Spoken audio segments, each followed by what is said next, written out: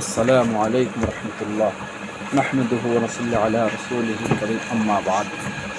প্রিয় গাইস, আশা করি সকলেই ভালো আছেন। আমি আপনাদের সামনে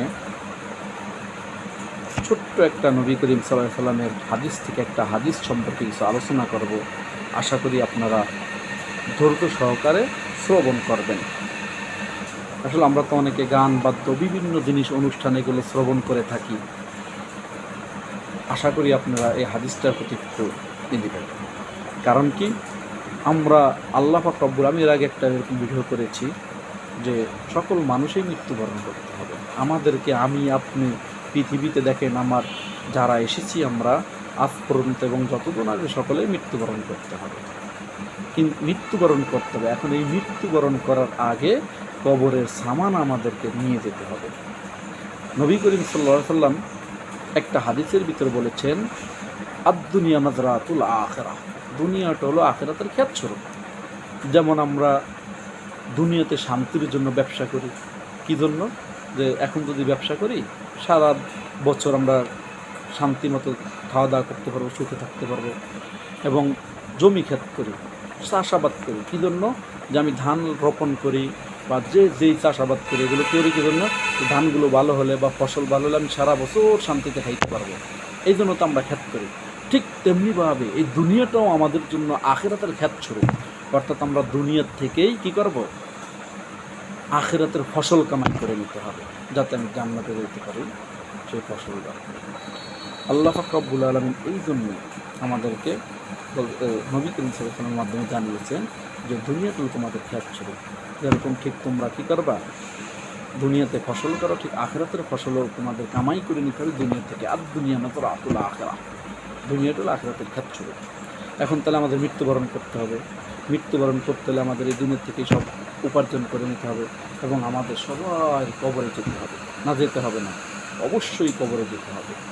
কবরে যেতে হবে, কবরে যেতে হবে। কেউ দুনিয়াতে থাকতে পারবে না।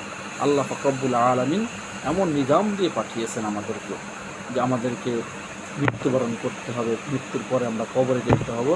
এখন এই যে কবরে যাব, কবরটা কি জানেন? এই কবরটা হলো, এই হাদিসটাই আপনাদের সামনে আমি উপস্থাপন করবো। এখন এই হাদিসটা বলার আগে কিছু ভূমিকা বলেছি যাতে হাদিসটা মর্মর্থ হাদিসটা আপনি বুঝতে পারেন। আন আবি সাঈদ রাদিয়াল্লাহু তাআলা, ইন্নামাল কবরু রাওযাতুম মিন রিয়াদিল জান্নাতি আও হুফরাতুম মিন হুফারিন নার। আন আবি সাঈদ খুদরি রাদিয়াল্লাহু তাআলা বলেন যে হুজুর আকরাম সাল্লাল্লাহু আলাইহি সাল্লাম বলেছেন, ইন্নামাল কবরু রাওযাতুম মিন রিয়াদিল জান্নাহ, কবরটা কারো জন্য জান্নাতের একটা বাগান হবে। রাওযাতুম মিন রিয়াদিল জান্নাহ, জান্নাতের একটা বাগান হবে। আও হুফরাতুন মিন হুফারিন নার, অথবা কারো জন্য জাহান্নামের একটা গর্ত হবে, নার জাহান্নামের গর্ত হবে। তাহলে ভাই দেখেন, আমার কবরটা কি আমার জন্য জান্নাতের বাগিচা হবে না জাহান্নামের একটা গর্ত হবে? এখন আপনি যদি আপনার কবরটাকে জান্নাতের বাগিচা বানাইতে চান তাহলে কি করা লাগবে? আপনি দুনিয়াতে যে মৃত্যুবরণ করবেন, এই মৃত্যুবরণ করার আগে কবরটাকে রওযাতুল জান্নাহ, রিয়াদুল জান্নাহ বানাইতে চান তাহলে দুনিয়াতে নেক আমল করা লাগবে, ঈমান আনা লাগবে, সৎ পথে চলা লাগবে। যেই পথ আল্লাহ এবং আল্লাহ রাসূল বলেছেন সেই পথ দেখানোর পথে আমাদেরকে চলতে হবে যদি আমরা কি আমাদের কবরটাকে রিয়াদুল জান্নাহ বানাইতে চাই। কারণ কি, আমরা যখন মৃত্যুবরণ করব, আল্লাহ নবী বলেছেন যে কবরটা কারোর জন্য রিয়াদুল জান্নাহ হবে, আবার কারোর জন্য জাহান্নামের গর্ত হবে। এই জন্য আমাদের যাতে কবরটা জাহান্নামের গর্ত না হয়, রিয়াদুল জান্নাহ হয়, আমাদেরকে সেই আমল করতে হবে। আশা করি আপনারা হাদিসটা অর্থ বুঝতে পেরেছেন।